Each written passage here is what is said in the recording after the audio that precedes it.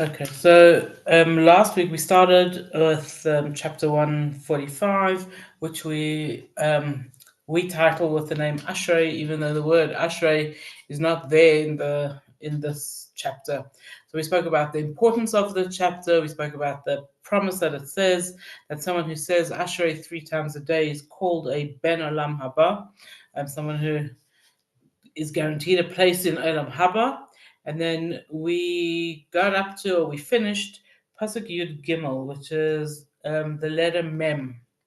We already spoke about it. Malchuscha, Malchus Kol Olamim, your kingship is everlasting. Umem Shaltacha B'chol Dover Dor, and your rule is over every generation.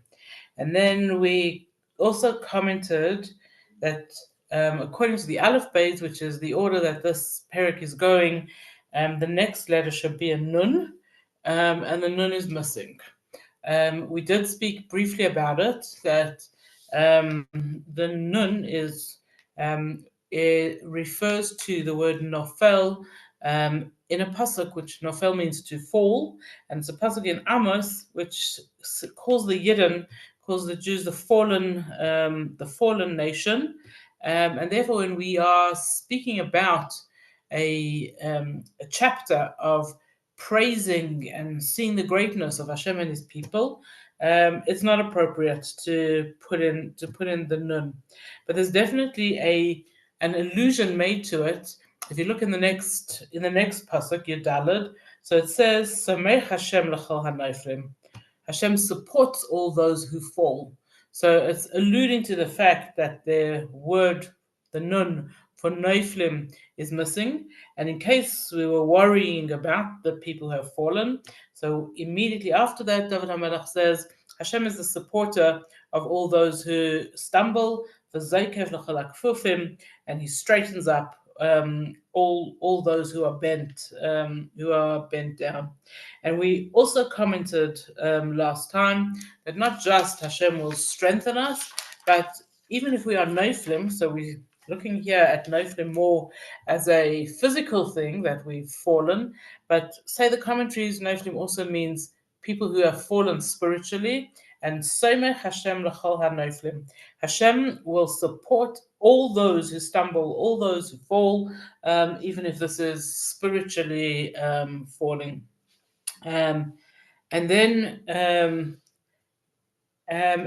we continue. This is from where we got up to, like, properly. All eyes look to you in hope for and you give them their food in its right time. And say the commentaries, when it says all eyes look to you in hope. And almost all the commentaries point out that it says Einei chol eilecha, all eyes. Says this is not just talking about the chosen nation, not just talking about the Yidden, but it's talking about all things, all humans, all animals, and even nature. Anything that looks to Hashem for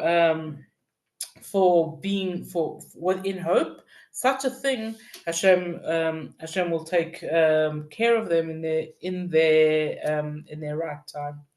And so, on a small, like a literal level, there's no such thing as an atheist. Okay, and we see that over and over again. People can claim to be atheists. There is no such thing as an atheist. When people need something, then they have turned to Hashem. I think one of the best atheist stories that you may have heard already. There's a very famous politician here in Johannesburg. And when her husband died, Rabbi Chazdan was the rabbi, and he went in to the house, and she said to him, Rabbi, you know that I don't, like, we atheists, we don't really believe in God. And Rabbi Chazdan said, that's fine. We are God-fearing. We don't believe in atheists. And this is the truth. There is no such thing as an atheist. As David HaMelech says to us, all eyes look to you. When we need something, then we turn to Hashem. And Ve'ata noisen lahem as a bito, and you Hashem give them their food at the right time. I don't know why I got so hung up on the order of nature and how it works in the animal kingdom. And I've watched and I've told you about it 1,000 million times. My horror with a lion eating a live rhino, and that stuff doesn't leave my head. But interestingly, the commentaries point out over here, what does it mean that you give them their food in the right time? Speaks about the order of nature. Hashem created a world where lions will eat lesser animals, and other animals will eat other animals, and some animals will only eat fruit and vegetables. This is the order of getting our food in its right time. And then the pasuk Tes Zayin, which is probably the main and important pasuk of, or should say, it's probably, it is. We told the Mephoshim tell us this. This is the main pasuk of the whole kapitel, the whole chapter. Peseach es yadecha, open your hand, umaspia l'chol chayratzon, and give, you give all, each thing, you satisfy the desire of every living thing. This pasuk, the Medrash tells us, is the reason why Ashrei is so important, because for us to really realize that Hashem opens His hand and gives us what we need, must be a l'chol chayratzon, and He can satisfy the desire of every single little thing. This is what makes this parak one notch higher than all other prakim of the entire Tehilim, Sefer Tehilim. And it says that when we are reading Ashrei, we should read this line out loud if we're reading quietly, and we should concentrate on what we're actually saying, and go so far as to say that if a person does not have kavana at the time that he says these words, he should repeat it. He should go back and he should say at least at least this line, because this line is so powerful. Many people have the custom to actually physically open their hands when they say this pasuk. So you might have seen people standing in shul and they're in their davening mode or whatever it is, and all of a sudden they put out their hands. What are they? Where are they up to? They are saying this line. The Sfardim use this line as a comment, like a shame or whatever. They say, "Potech yadecha umaspia l'chol chayratzon." That's one of their often lines. I remember my father had a Sephardi businessman who used to come often from Argentina and stay with us. And at any given time, he would say this pasuk.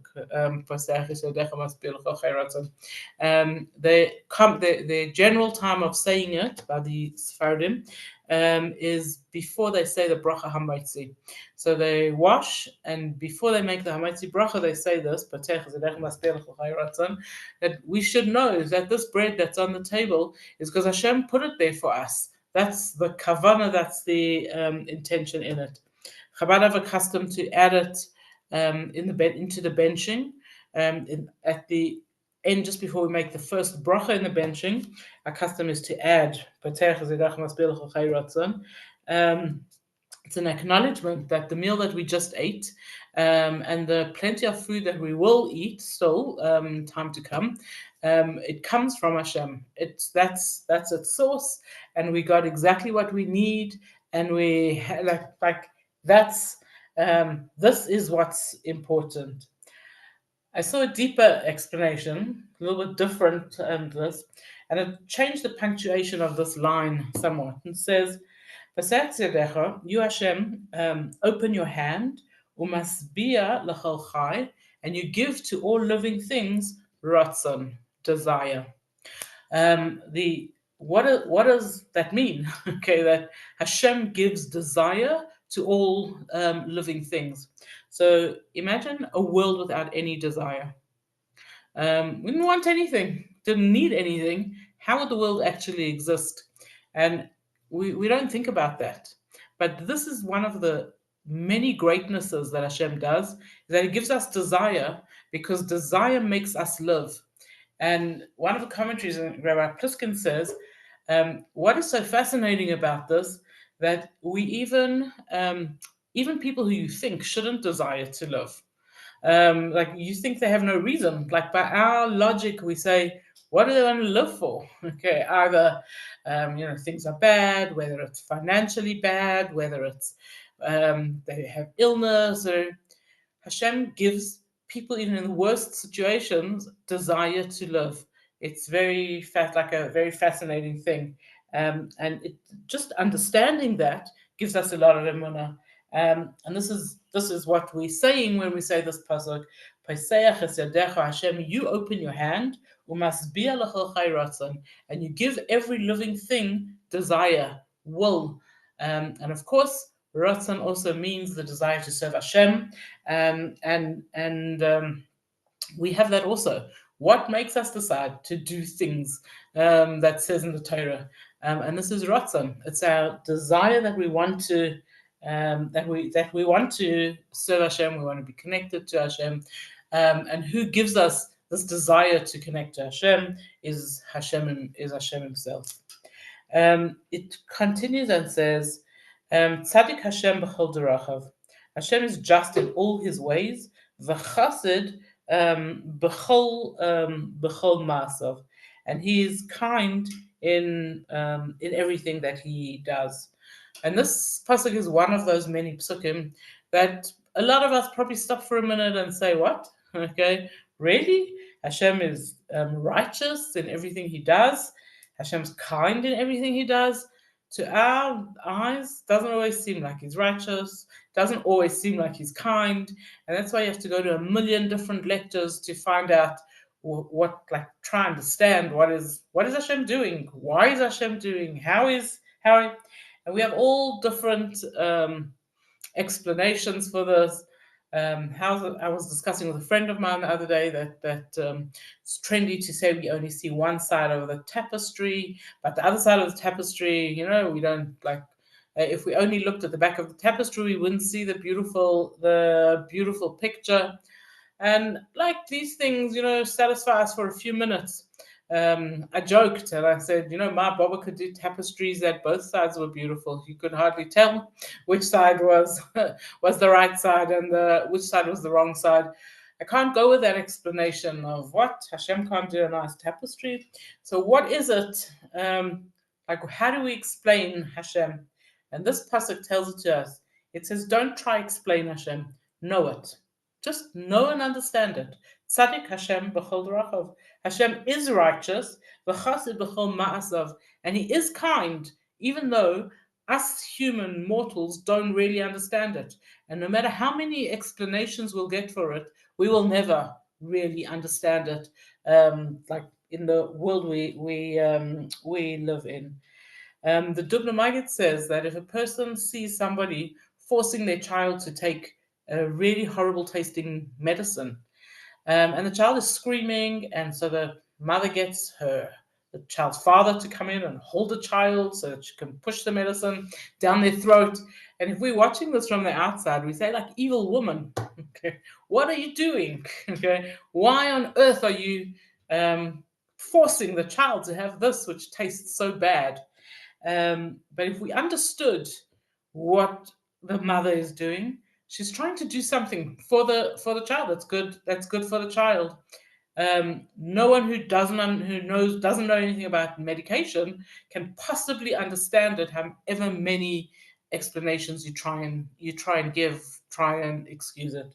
It says at Dubna Maggid that this is what it means, Tzadik Hashem b'chol derachav. Hashem is righteous. V'chassid b'chol ma'asav, and He's kind. And we simply cannot understand it. That's all. There are times where we see His righteousness. We are times that we see His kindness, which we hope for, that we should be blessed with that. But the rest of the times where we don't see it, that we don't understand it, we don't. And that's just reality. We don't. Continues David HaMelech, and he says, Karav Hashem l'chol kareyav. Hashem is nearby to all who call on him, l'chol asher yikra'uhu ve'emes, to anybody who calls on him in truth or in sincerity. And this is our instruction to daven, our instruction to turn to Hashem. When we need something, when we want something, call on him, call on Hashem, says David HaMelech. Karav Hashem l'chol kareyav. Hashem will be nearby for all those who call on him. So call on him.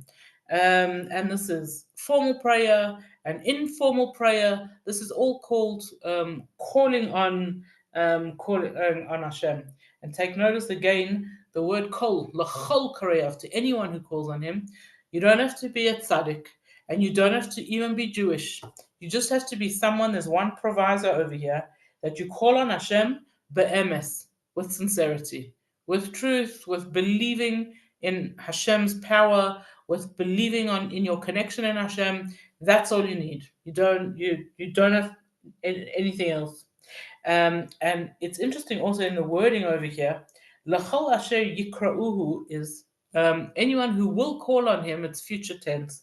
And the commentaries tell us that yikra'uhu, this future tense, means that we need to call on Hashem and call on Hashem and call on Hashem and continue calling on Hashem and not give up. If the first time Hashem appears not to be listening, if the first time Hashem doesn't seem to be giving us the answer we want, then l'chol asher yikra'uhu, then carry on calling on him be'emes, don't give up, keep on at it.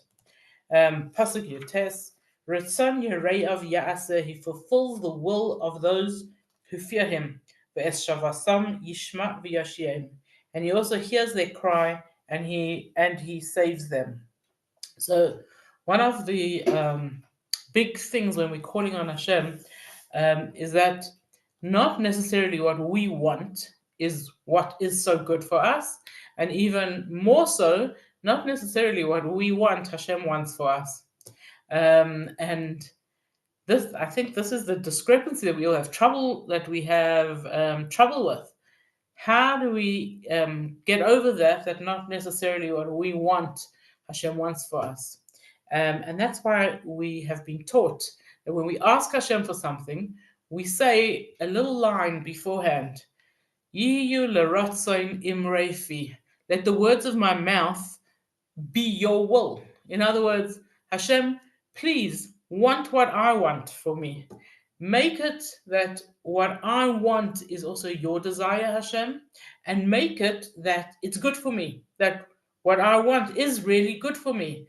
Because sometimes we want things that are not so good for us, and so we are told every time we make a prayer, we should finish it just as we do in the Shemona Esrei, in the Amidah, Yiyu l'ratzon imrefi. Please, Hashem, let the words of my mouth be your will, be your desire too. Also, this concept of it should be your desire. So we should know that Hashem wants our davening. He doesn't need our davening. Hashem doesn't really need it from us, but he wants it. And we get told over and over that there's many things Hashem does in order that people should turn to him and daven to him. Most famously, the Chazal explained to us that the reason that the imahos were infertile was so that they should turn to Hashem and daven. And it says that HaKadosh Baruch Hu mis'aiva, Hashem desires the prayers of tzaddikim, the prayers of people. And that's what David HaMelech is telling us over here, that Ritzayin Hashem, Ritzayin Yerei of Yaaseh, that the desire of those who stand in awe of Hashem, Hashem will do. He will make it into his desire as well. Shomer Hashem es kol ohavav. Hashem guards all those who love him. Ves kol harashaim yashmid, and he destroys all of the wicked. And this is where we stop and we ask, like, really? Hashem destroys the wicked? We've been watching for a long time. We don't always see Hashem destroying all the wicked. And the Alshich explains to us that often what Hashem does is He allows the wicked to become greater and greater and more powerful, so that when they fall, it's big and hard. And the example that the Alshich gives, he says, remember the story of Purim. There was a little barber man called Haman, who was really a nothing, and he was destined to fall. Okay? He was wicked, and Hashem was going to destroy him. But if he remained a poor little barber man, no one would have even known anything about him and thought anything was great when he fell. So Hashem raised him and raised him and raised him until he was second in command to the king, so that when Haman fell, he fell hard. He fell from much higher up, and it was a much bigger bang. And so the commentaries explain to us that when we see the wicked prosper, and when we see the wicked seemingly getting stronger and stronger and more evil, this is what we should remind ourselves, that Hashem does look after us. He will look after us, and these wicked are just getting greater in order that they should fall much harder. David HaMelech concludes this capital with the words, Tehilas Hashem Yedaber Pi, let my mouth speak the praises of Hashem, Vivarech Kol Basar Hashem Kodesh, and that all people thank his holy name, La'elam Va'ed, forever and ever. So just as the capital began with the words Tehillah LeDavid, so it ends with the words Tehilas Hashem Yedaber Pri. Tehillah LeDavid, here says David, I'm telling you how to praise Hashem. And at the end of the capital, David HaMelech is saying, so there you have it, a whole capital instructing you on how to praise Hashem. And he says, this is what we're asking after we've spoken about people who are wicked and have gotten great, and that we don't always see Hashem's greatness. We wish, says David HaMelech, that we should come to a place where Tehilas Hashem Yedaber Pi, that the praise of Hashem, my mouth should speak over and over and over again. We shouldn't have to start trying to explain Hashem. We shouldn't have to start trying to understand what Hashem is doing, or wanting to, or being told that we will never. Tehilas Hashem Yedaber Pi, the praise of Hashem. That's our prayer for each of us, that we should just be praising Hashem for always and always and always. This obviously will only come in its perfection at the time Mashiach comes, where it will just be obvious to us. Everything will be obvious, and we'll just be able to easily just praise Hashem. And take notice of the last words, La'elam Va'ed, forever and ever. This is the third time in this chapter that it uses this expression, La'elam Va'ed, which we've translated as forever. And this is the source for saying this capital 3 times every day, so that we should become a ben Olam Haba, this idea of La'olam Va'ed.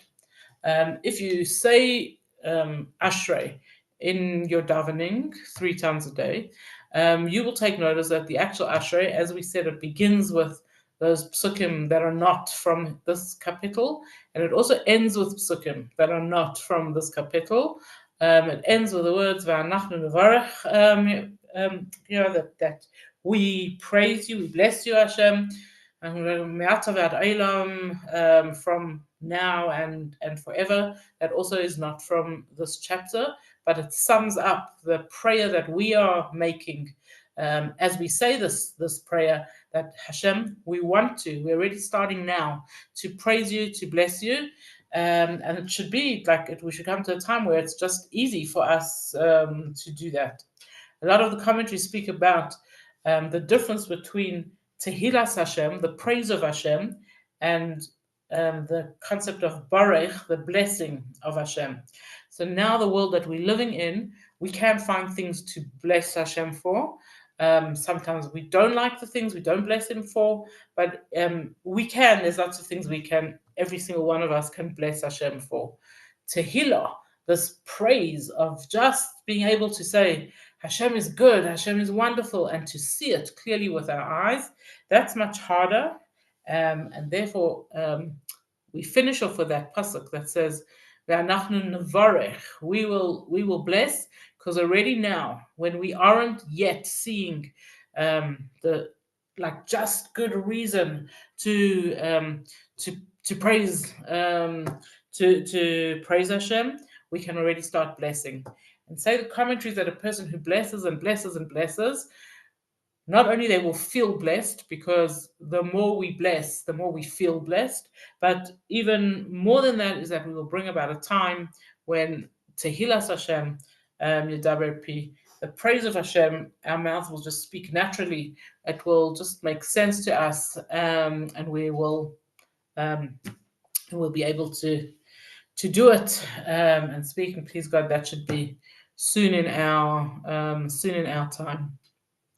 I actually prepared chapter 131 as well. I was very ambitious, but I see there's like, what is it now? 13:26. So we are a few minutes. We're going to finish a few minutes early, because I think it would be a little bit silly to start a new capital now. So I'm going to give you a break, let you go out to break early. Stop over here. Thanks so much, Ruth. Just so you know, Yeah. there's a glitch. We never got the text. Marion told me. I wonder why. Maybe I don't know why. Don't know. Can't explain. Discriminating against people in Cape Town. It wasn't on purpose. I promise. Thanks very much.